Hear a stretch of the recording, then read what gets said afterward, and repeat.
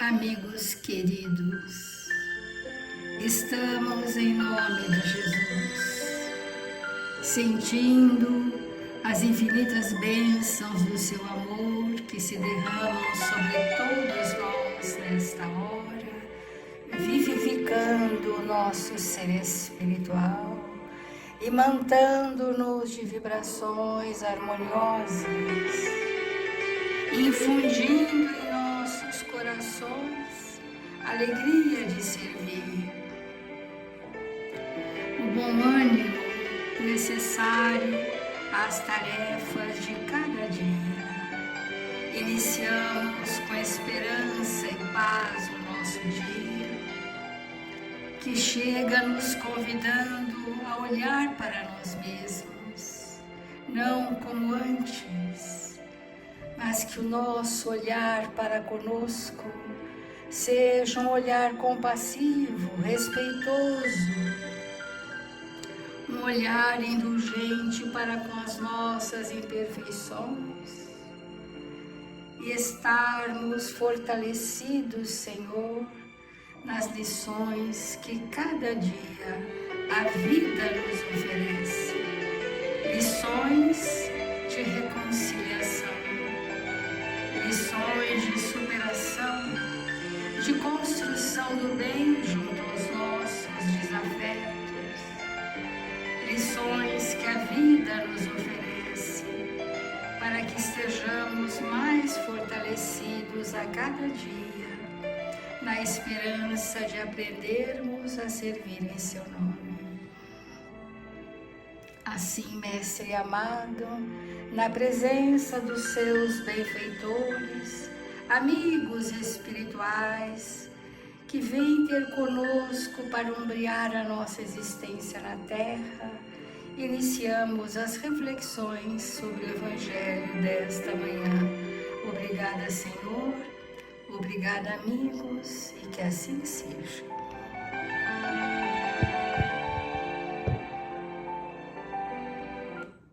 Do Evangelho segundo o Espiritismo, nós estamos no capítulo Muitos os chamados, poucos os escolhidos, e no item Aqueles que dizem Senhor, Senhor, não entrarão todos no reino dos céus, mas entrará aquele que faz a vontade de meu Pai que está nos céus. Cumprir a vontade de Deus, precisamos ter uma docilidade própria dos espíritos que conhecem as leis divinas e que já as estão praticando. Porque do contrário não saberemos a vontade de Deus. A nossa rebeldia, a nossa resistência em cumprir a lei divina, que é a vontade de Deus, está relacionada ao nosso grau de ignorância sobre nós mesmos. Desconhecendo quem somos, desconhecendo quais são as nossas predisposições enfermiças, quais são os nossos vícios, as nossas paixões, não saberemos do que necessitamos para evoluir. E quando a lei nos alcança, ela nos alcança para nos reconduzir às retas certeiras do progresso espiritual. Mas nada sabendo do que necessito, eu realmente me surpreendo pelas circunstâncias reencarnatórias tão adversas, tão desafiadoras. Quantos testemunhos a vida tem nos convidado a dar. E à medida em que eu conheço melhor o meu ser espiritual, quando essas adversidades, circunstâncias reencarnatórias, fatos existenciais me acontecem, eu faço imediatamente uma associação ao que eu trouxe comigo para transformar e qual a injunção que a vida me coloca para transformar. E nesse item, ele diz que o homem sábio, quem é o homem sábio? O espírito que construiu sua casa sobre a rocha? Ou que edificou-se sobre alicerces sólidos? E por alicerces sólidos está, entre outros, o cumprimento da vontade de Deus em nossas vidas. Mas quando distraídos ou rebeldes, nos tornamos insensatos e construímos a casa sobre areia, e logo a chuva caiu, os rios transbordaram, os ventos sopraram e abateram essa casa, ela ruiu e sua ruína foi grande. Nós, voltando a essa consideração para nós mesmos, nós podemos dizer que recebemos oportunidades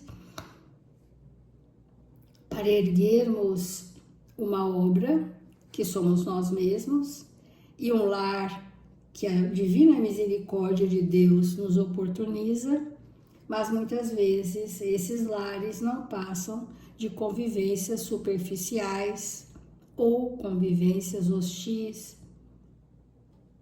Então, o Evangelho diz: todos aqueles que proclamam a missão de Jesus dizem Senhor, Senhor. Mas de que serve chamá-lo mestre ou senhor, se não lhe seguem os preceitos? Então nós queremos os benefícios, mas não queremos seguir honradamente as orientações sábias de Jesus para com a humanidade da Terra. São cristãos aqueles que o honram por atos exteriores de devoção e sacrificam ao mesmo tempo ao orgulho, ao egoísmo, à cupidez e todas as suas paixões? São seus discípulos aqueles que passam dias em prece e não são com isso nem melhores, nem mais caridosos, nem mais indulgentes para com seus semelhantes? Não, porque assim como os fariseus, eles têm a prece sobre os lábios e não no coração. Com a forma, eles podem se impor aos homens, mas não a Deus. Então, é um chamamento, né, amigos, de construir esse alicerce entre aqueles que escolhemos conviver para evoluirmos juntos, compartilhar para parar as nossas arestas de personalidade. O chamamento é que nós ainda estamos com atos exteriores de devoção, como diz o Evangelho. Será que são cristãos os que praticam atos exteriores de devoção? São os seus discípulos aqueles que passam dias em prece e não são com isso nem melhores, nem mais caridosos, nem mais indulgentes para com seus semelhantes? Então, o trabalhador espírita cristão está nesse rol, né, que o Evangelho mostra para nós, que às vezes são espíritos muito dedicados, mas que não fazem transformação íntima.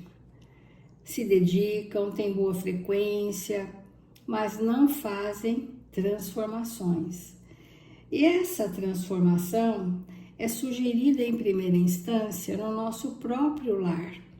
Esse cadinho purificador em que estamos sendo convidados a fazermos ali as primeiras tarefas evolutivas do espírito sobre a Terra. O lar é a primeira célula onde o espírito reencarnante se acomoda para aprender o que é o mundo através dos seus pais, dos seus irmãos e dos adultos significativos da sua infância, da sua adolescência e da sua juventude. E é na juventude, então, que nós nos preparamos para viver outros contextos da escola, da vida social, dos novos relacionamentos e, quiçá, de uma nova família constituída. Por isso, nós vamos chamar o lar sempre da escola das almas, né? Escola dos sentimentos. E nós trouxemos do livro Jesus no Lar, a lição A Escola das Almas, do Neio Lúcio, que diz assim: é muito apropriado essa passagem de Jesus na casa de Simão. Congregados em torno do Cristo, os domésticos de Simão ouviram a voz suave e persuasiva do Mestre comentando os sagrados textos. Quando a palavra divina terminou a formosa preleção, a sogra de Pedro indagou inquieta: Senhor, afinal de contas, que vem a ser a nossa vida no lar? Ela queria saber das atribuições, do significado, da experiência, da oportunidade que o lar pode trazer para todos nós. Contemplou-a Jesus significativamente, demonstrando a expectativa de mais amplos esclarecimentos. E a matrona acrescentou: iniciamos a tarefa entre flores para encontrarmos depois pesada colheita de espinhos. Então, como ela já era uma senhora e já tinha passado por muitas adversidades do caminho, ela disse: o lar começa entre flores, que é o encantamento, o embevecimento, as atrações, as afinidades, os interesses mútuos. A partir desse ponto atrativo, inicia-se a construção de um relacionamento que, se efetivado, amadurecido, vão encontrar depois alguns espinhos no caminho, segundo a sogra de Pedro.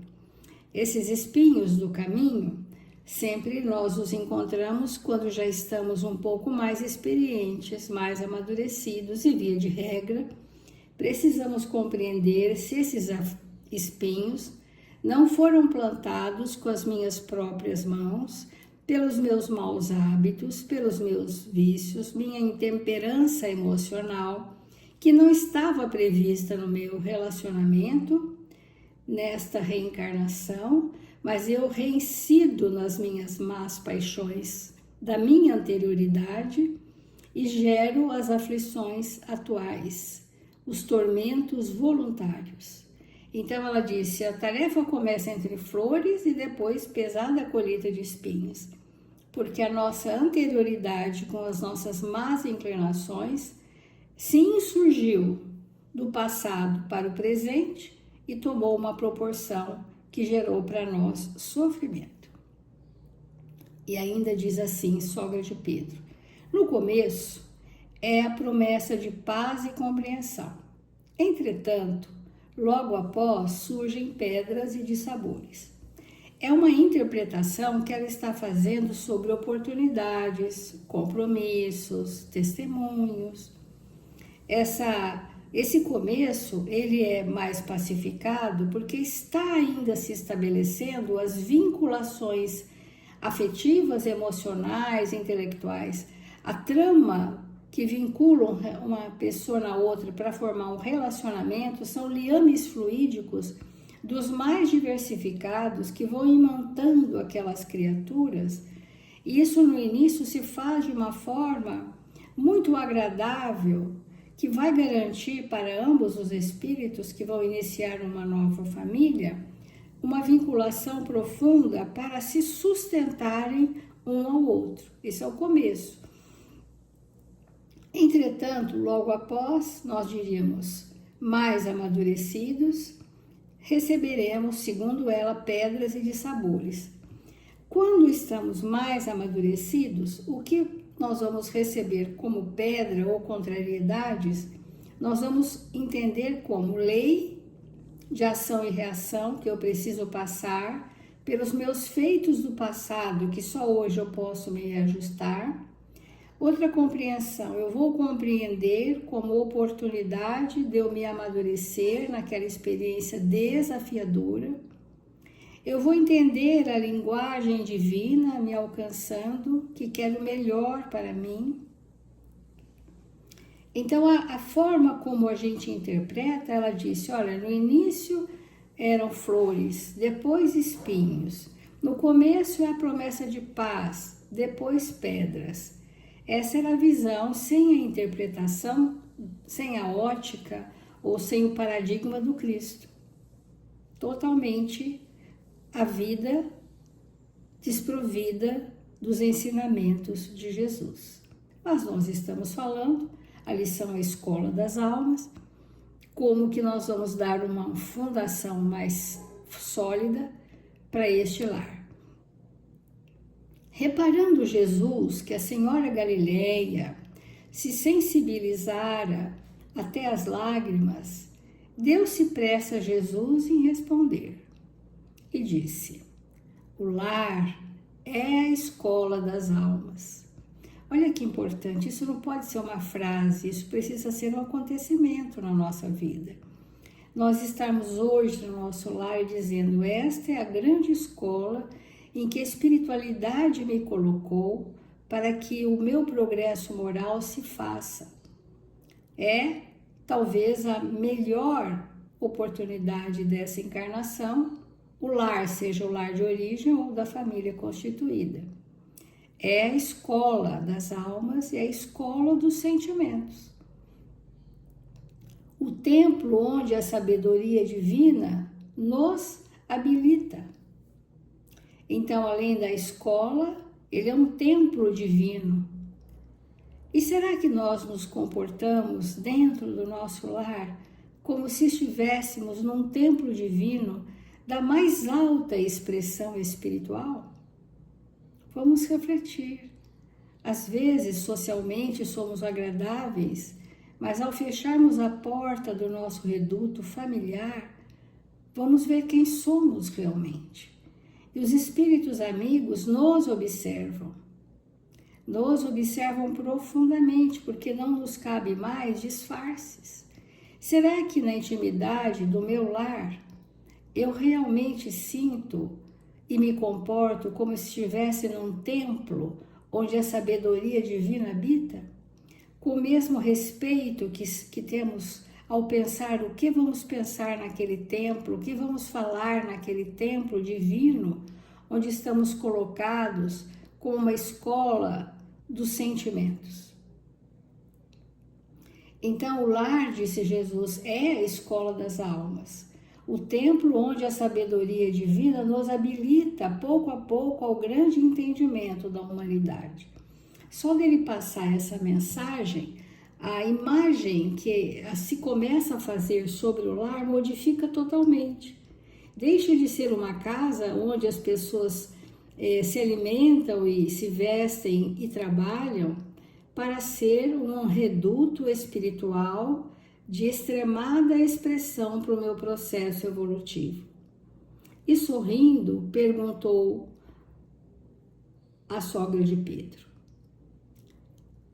que fazes inicialmente às lentilhas antes de servi-las à refeição?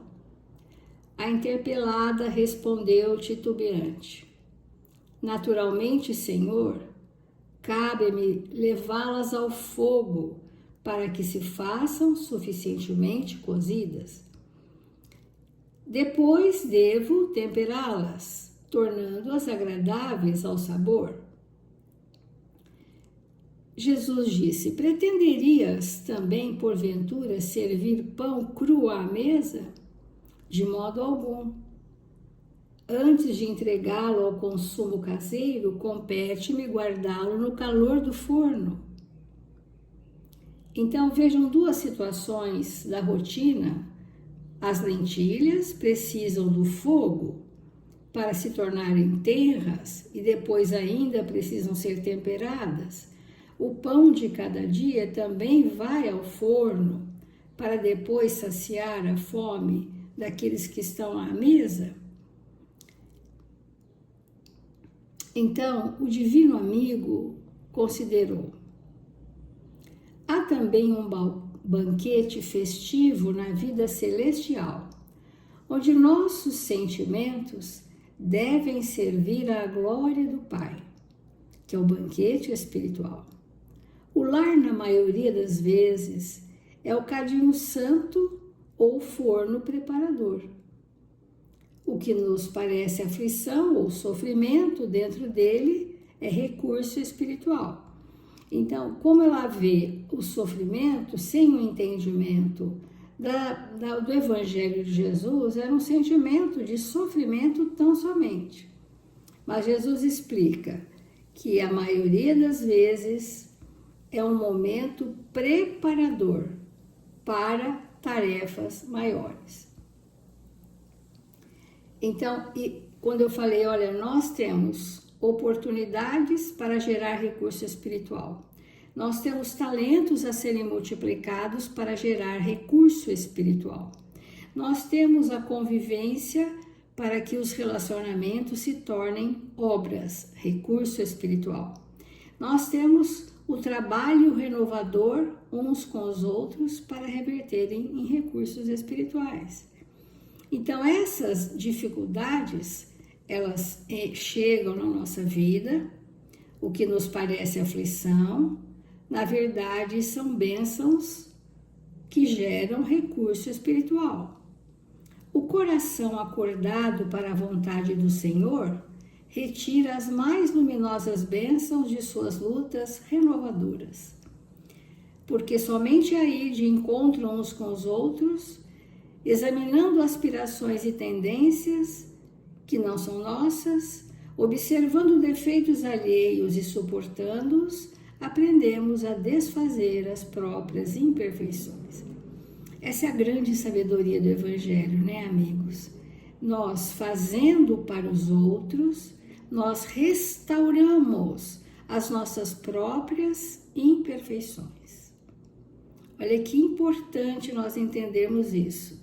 Aceitar as bênçãos das lutas renovadoras, porque somente aí, de encontro uns com os outros, examinando aspirações e tendências que não são nossas, observando os defeitos alheios e suportando-as com compaixão, com indulgência, aí sim aprendemos a desfazer as próprias imperfeições. E continua Jesus: nunca notou a rapidez da existência humana?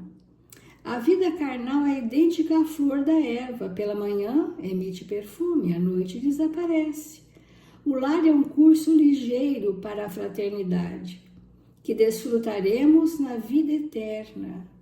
Sofrimentos e conflitos naturais em seu círculo são lições. E quando a gente começa a ter uma nova compreensão sobre os velhos fatos dos conflitos familiares, dos embates domésticos, a gente sai desse patamar de sofrimento e entende que aprendizado é este que eu preciso ter com esse Espírito, que veio para engrandecer a minha jornada, fazendo-me cumprir leis sábias, que hão de reparar os graves transtornos que trazemos a nível de tormentos espirituais. A sogra de Simão escutou atenciosa e ponderou: Senhor, há criaturas, porém, que lutam e sofrem, no entanto, jamais aprendem. Porque nós temos no mundo, a maioria dos espíritos entendem superficialmente, sofrem, lutam, mas não se transformam. O Cristo pousou na interlocutora os olhos muito lúcidos e tornou a indagar: que fazes das lentilhas endurecidas que não cedem à ação do fogo? Sem dúvida, atiro-as ao monturo, porque feririam a boca do comensal descuidado e confiante. Então, aquilo que está encrudecido, que não serve para nós, precisa ficar temporariamente aguardando o seu tempo de maturação. Ocorre o mesmo, disse Jesus a ela, com a alma rebelde às sugestões edificantes do lar. A luta comum mantém a fervura benéfica, todavia, quando chega a morte, a grande selecionadora do alimento espiritual para o celeiro de nosso Pai, os corações que não cederam ao calor santificante, mantendo-se na dureza, não entrarão no reino dos céus. Não serão os bem-aventurados. Terão sim novas oportunidades, porque a lei é de amor, mas em outro tempo, com os agravantes da rebeldia do tempo atual. Então, nós queremos hoje reforçar esse conceito da escola, como entramos nas salas de aula dos bancos acadêmicos, e o quanto nós precisamos passar por desafios para entrarmos em etapas superiores. Esse desafio tem nome. São aqueles que nós ainda não aprendemos a amar. E se nós aproveitarmos essa oportunidade, seremos dos chamados, também escolhidos para tarefas de maiores responsabilidades a partir das nossas responsabilidades para conosco mesmo. Importante frisar que à medida em que nós realmente amparamos alguém neste lar, nós vamos restaurar os tecidos rotos no nosso perispírito que trazem as marcas traumáticas dos nossos desatinos emocionais. Então vamos refletir sobre isso. Estamos querendo trazer Jesus para o nosso lar. E para que Jesus adentre o nosso lar, o Evangelho, o culto do Evangelho no lar é primordial, e também a nossa palavra precisa ser uma palavra evangelizada. O nosso olhar compassivo, aos nossos comportamentos ajustados ao bem e à verdade, para que todos nós façamos deste lar um templo divino, uma escola de almas, onde viemos no entrechocar dos relacionamentos aprendermos a nos amar, como Jesus nos amou. Então vamos fazer a nossa prece.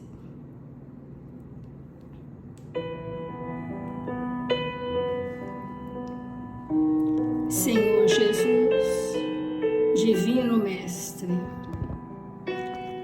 quanto somos necessitados, Mestre amado, da presença honrada dos seus mensageiros, para trazerem no campo intuitivo as diretrizes seguras do caminho a seguir. Tantas vezes, Mestre amado, nos sentimos a esmo, perdido em nós mesmos, encantados pela fascinação do mundo e esquecidos do caminho reto que nos conduz ao amor.